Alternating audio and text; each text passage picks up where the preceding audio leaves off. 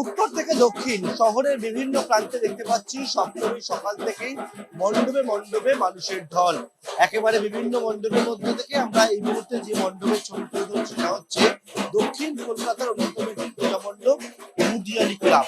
এবং সেই মুদিয়ালি ক্লাবে একেবারে মানুষের ঢল সেটি রয়েছে এবং মুদিয়ালি ক্লাবে তাদের যে ভাবনা আত্মশুদ্ধি, যেখানে দেখতে পাচ্ছি সাদা ফুল দিয়ে মণ্ডপ যেমন একদিকে সাজিয়ে তোলা হয়েছে, অন্যদিকে মাটি এবং টেরাকোটার কাজ রয়েছে, বড় বড় প্রদীপ রয়েছে। তাদের যে ভাবনা আত্মশুদ্ধি, তাদের থিমের পুজো হলেও কিন্তু প্রত্যেক বছর মুদিয়ালি ক্লাবের যে প্রতিমা, সেই প্রতিমা একটা থাকে সাবেকি ছোঁয়া এবং বিভিন্ন জায়গা থেকে মানুষ একেবারে যে সপ্তমী সকাল থেকে পুজো মণ্ডপ দেখতে পেরেছে সেই ছবি দেখতে পাচ্ছি।